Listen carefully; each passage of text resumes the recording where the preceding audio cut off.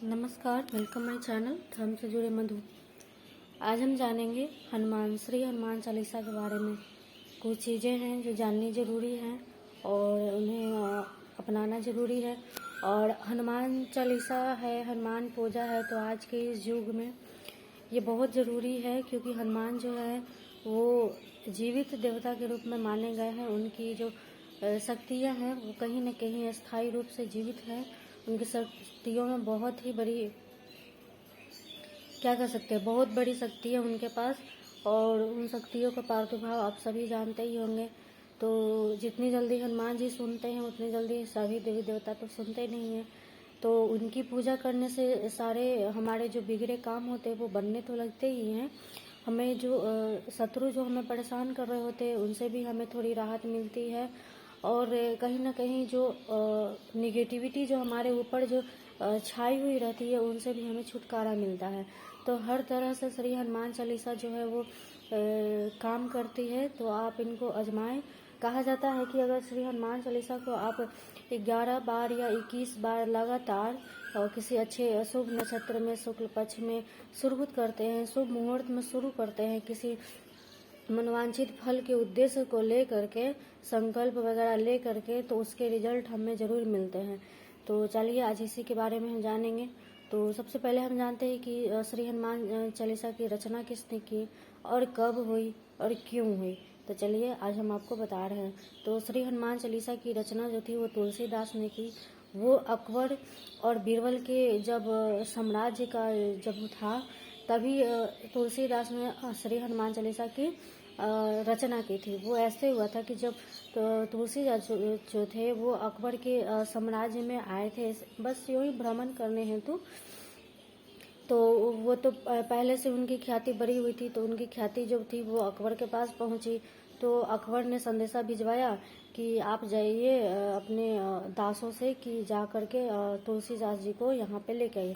तो तुलसीदास जी ने कहा कि हमें क्या मतलब, हम तो यहाँ बस ऐसे ही साधना करने हेतु आए हैं, हमें राजा से क्या मतलब, राज्य से कोई मतलब नहीं। उन्होंने उस निमंत्रण को अस्वीकार कर दिया।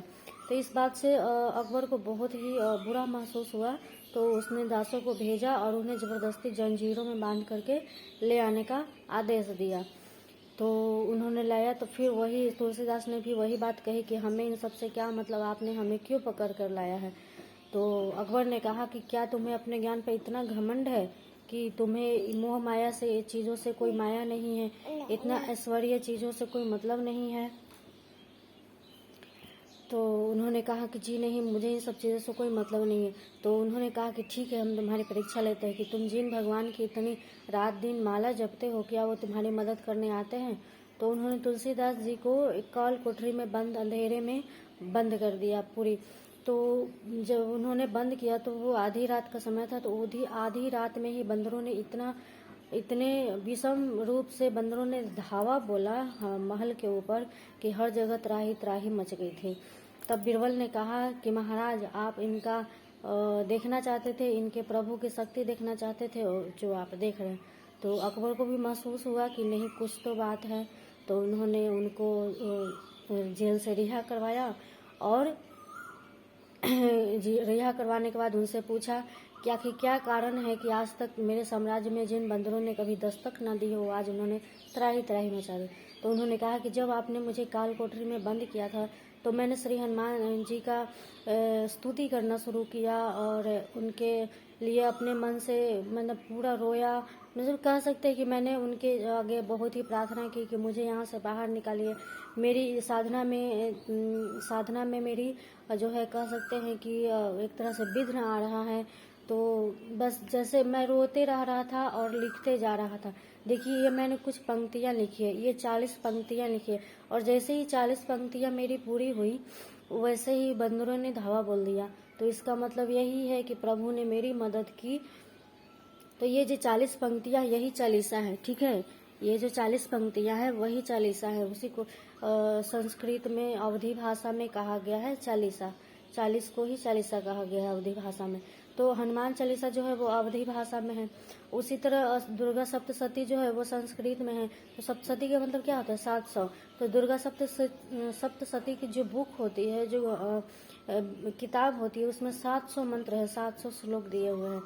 तो कुछ इसी तरह से समझने का प्रयास कीजिए। तो ये अगर कहा जाता है कि अगर आप शुभ नक्षत्र में हनुमान चालीसा की शुरुआत करते हैं संकल्प लेकर के अपने मनोवांछित फल हेतु, और उस दौरान आप नियमों का पालन करते हैं, तो हमें जरूर हमारी इच्छा पूर्ति होती है। तो कहा जाता है, इस बहुत सारी भ्रांतियां बनी है कि स्त्रियां हनुमान चालीसा का जाप नहीं कर सकती। तो नहीं, ऐसा कुछ नहीं है। हनुमान चालीसा का जाप आप कर सकते हैं, लेकिन बजरंग बाण का जाप हमेशा नहीं करना चाहिए। बजरंग बाण का पाठ हमेशा नहीं करना चाहिए। बजरंग बाण में एक श्लोक आता है, एक दोहा आता है कि तो ही राम दुहाई, है ना। आपको राम जी की सौगंध है, हनुमान जी को सौगंध खिलाई जाती है कि आपको राम जी की सौगंध है कि आप मेरा ये कार्य करिए। तो मान लीजिए हम जो मनोवांछित जो फल रख रहे हैं, हम जो इच्छा रख रहे हैं, अगर वो अनुचित रहा तो हनुमान जी मजबूर हो जाएंगे करने के लिए, क्योंकि उनको तो राम जी का अपने सौगंध दिलवा दे, तो वो मजबूर हो जाएंगे। और पता चला आगे चल के हमें पता चला कि जो हमने इच्छा रख करके हनुमान जी को सौगंध खिलाई वो हमारे हित में नहीं हुई। तो जब भी कोई विषम परिस्थिति आ जाए, जब आपको लगे कि नहीं अब मुझे करना चाहिए, अब हनुमान जी को मुझे सौगंध खिलानी चाहिए, मेरा ये कार्य नहीं बन रहा, आप सच्चे हृदय से जो कार्य कर रहे हैं जन कल्याण हेतु है, सिर्फ ऐसा नहीं है कि स्वार्थ हित हो सकता है, कुछ हद तक स्वार्थ हित हो सकता है, लेकिन ज्यादा अगर कोशिश किया जाए तो जन कल्याण हेतु अगर कोई ऐसा कार्य है जिसमें शत्रु बाधा दे रहे हैं, वो कार्य नहीं बनने दे रहे हैं, तो आप बजरंग बाण का पाठ कर सकते हैं। तो बजरंग बाण पाठ करने से पहले आप संकल्प लीजिए, अगर संभव हो तो कोई शुभ नक्षत्र प्राप्त कर लीजिए। अगर शुभ नक्षत्र शुक्ल पक्ष में प्राप्त हो रही हो तो आप उस शुभ नक्षत्र का फायदा ले सकते हैं। शुभ मुहूर्त में देख लीजिए और संकल्प ले लीजिए, और अच्छे से आसन पर बैठ करके 11 बार, 7 बार, 21 बार, जितनी आपकी मर्जी हो आप कर सकते हैं। उसको नियमित करना है, तो हर मंगलवार, शनिवार को आप कर सकते हैं, तो उसके बहुत ही अच्छे रिजल्ट मिलते हैं। ये कलयुग में जीवित देवता माने गए हैं। अगर कहा जाता है कि अगर आपने जीवन पर्यंत हनुमान चालीसा का पाठ किया है तो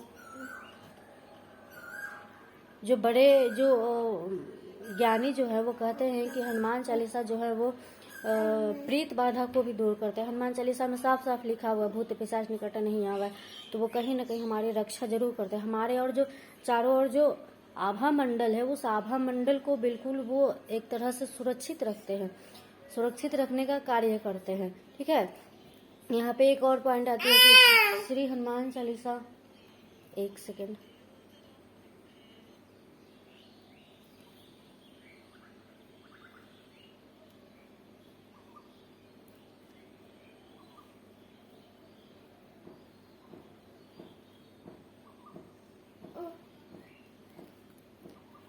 हाँ, तो कहा जाता है कि जब शनि महाराज और रावण के बीच युद्ध चल रहा था, तो युद्ध के दौरान शनि महाराज को काफी चोटें आई थी।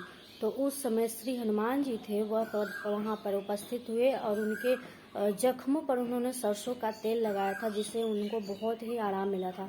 थोड़ी देर के लिए कष्ट हुआ था पर उन्हें जख्मों से आराम मिला था। इसलिए हनुमान और शनि में जो है काफी गहरी मित्रता है। ठीक है, हनुमान और शनि में काफी गहरी मित्रता है। तो अगर आपको कहीं न कहीं से शनि ग्रह से परेशानी हो रही है, या फिर शनि की ढैया चल रही है, या साढ़े साथी चल रही है, तो आप श्री हनुमान चालीसा का पाठ आप कर सकते हैं। संकट मोचन हनुमान कष्ट कब कर सकते हैं, ये बहुत ही फलदायी होता है। और मंगलवार और शनिवार को आप कर सकते हैं, और एक तरह से सुबह सुबह आप करते हैं तो उसके रिजल्ट काफ़ी आपको हितकर मिलते हैं। संध्या के बाद से इसके रिजल्ट, क्योंकि सूर्य का अस्तित्व नहीं रहता, सूर्य जो है अस्त हो चुका होता है, तो सूर्य के रहते मेरा मानना है कि आप दोपहर से समय आप अगर ठान रहे हैं आपको करना है, तो आप एक नियम बना लीजिए, आपको उसी टाइम पे उसी समय आपको करनी चाहिए। शुभ नक्षत्र आप देख लीजिए, क्योंकि शुभ नक्षत्र में करना जो है ना वो हमारे शुभ फलदायी है। जैसे मान लीजिए आज कितना तारीख है, आज 11 तारीख है, तो आज 11 तारीख है तो पुष्य नक्षत्र जो था वो सुबह ही समाप्त हो गया, सुबह 6:00 पर पुष्य नक्षत्र समाप्त हो चुका था। उसके बाद अश्लेषा नक्षत्र, अभी जो हम आपसे हम बात कर रहे हैं, आज 11 अप्रैल 2022 है और समय जो है वो 5 बज रहा है, शाम के 5 बज रहे हैं, तो अभी अश्लेषा नक्षत्र है। तो जाहिर सी बात है कल सुबह तक अश्लेषा नक्षत्र ही रहेगी। तो ये बहुत ही अशुभ नक्षत्र है। इस नक्षत्र में जन्म लेने वाले बच्चों के अधिकतर आपने सुना होगा 27 वगैरह का कार्यक्रम होता है। तो जी हाँ, ये अभी अशुभ नक्षत्र चल रहा है। तो जो भी आप कोई भी पूजा पाठ, कोई भी व्रत आप शुरू करना चाहते हो तो पहले आप नक्षत्र का प्राप्त कर लीजिए कि आज कौन सा नक्षत्र है। शुक्ल पक्ष देख लीजिए और शुभ मुहूर्त देख लीजिए, ठीक है। तो ये बहुत ही रिजल्ट उसके जो है वो हमें 100% मिलने शुरू हो जाते हैं। और एक नियम बना लीजिए कि अगर आप सुबह में, इस मंगलवार को सुबह में 7 बजे कर रहे हैं तो अगले मंगलवार को भी 7 बजे ही करना है। इसके पीछे बहुत ही छोटी सी बात है। आप सुबह 6 बजे आप पक्षियों को दाना दीजिएगा, 10 दिन तक लगातार आप 6 बजे तक पक्षियों को दाना दीजिएगा। 11वां दिन आपके, मान लीजिए आप आधा घंटा लेट आते हैं ना, तो 6 बजे वो पक्षी वहाँ पर उपस्थित रहते हैं। तो कुछ ऐसा ही होता है, हम अपनी श्रद्धा भक्ति से प्रभु को कुछ भी अर्पण करते हैं, प्रभु से हम कोई भी वार्ता करते हैं तो प्रभु सुनते हैं। वो हमें दिखाई नहीं देते, उनका एक सूक्ष्म, उनकी एक ऊर्जा होती है। जब भी हम उनसे वार्ता करते हैं तो हमारी एनर्जी और प्रभु की एनर्जी आपस में मिलती है, एक कनेक्ट बनता है, एक सेलफोन की तरह काम करता है। तो आप एक समय निर्धारित कर लीजिए, समय निर्धारित करने पर बहुत ही अच्छे रिजल्ट मिलते हैं। तो आई होप आपको ये बातें समझ में आ रही होंगी। तो आज के युग में शनि की वजह से हर कोई परेशान है। बहुत ही रेयर केस, जैसे कहा जाए, बहुत ही रेयर केस में शनि जो है कुंडली में किसी के भी जीवन में अच्छे परिणाम दे रहे होते हैं, क्योंकि शनि कर्मों का खेल है। मान लीजिए इस जन्म में आप कर्म अच्छे कर रहे हैं तो इस जन्म में शनि आपको परेशान नहीं करेंगे, लेकिन क्या पता हमने पिछले जन्म में कौन से कर्म किए हैं। तो कहीं न कहीं शनि और हनुमान की पूजा हर किसी को करनी चाहिए। हमारे कर्मों के लेखा जोखा होते हैं, हमारे विघ्न बाधाओं को दूर करने वाले होते हैं, हमारे जीवन में आने वाली विकट परिस्थितियों को सहने की, उनसे झेलने की हमें शक्ति प्रदान करते हैं। ऐसा नहीं है कि आप हनुमान चालीसा का पाठ करेंगे और आप मान लीजिए भविष्य में कोई विकट परिस्थिति आने वाली है तो वो नहीं आएंगी, वो आएंगी, विकट परिस्थितियां आएंगी, लेकिन पूजा करने से, भक्ति भावना करने से हमें उनसे लड़ने की शक्ति प्राप्त हो जाती है। हम उतने हिम्मत वाले हो जाते हैं कि उन स्थितियों से हम सामना कर सके। बस यही होता है। तो किसी के भी मन में ये शंका बनती है कि पूजा पाठ करने से हमारे दुखों का नाश हो गया, या फिर लोग कहते हैं कि हमने इतने पूजा पाठ किए फिर भी हमें भगवान इतने दुख दिए। तो ऐसा नहीं है। ये सब हमारी सोच जो है वो थोड़ी छोटी हो गई है। उनको थोड़ा आप इम्प्रूवमेंट कीजिए तो आपको बहुत सारी चीज़ें समझ में आएंगी। तो चलिए, आप हनुमान चालीसा देख लीजिए। अगर आप कल शुरू करना चाहते हैं तो आप नक्षत्र पहले देख लीजिए, पंचांग खोलिए या पंडित जी से खुलवाइए। आप नक्षत्र पहले देख लीजिए कि नक्षत्र कौन सी प्राप्त हो रही है, क्योंकि आज अश्लेषा नक्षत्र है तो कल जाहिर सी बात है कोई दूसरा नक्षत्र ही आने वाला है। तो पहले आप नक्षत्र देख लीजिए, ठीक है। चलिए, सबको राधे राधे।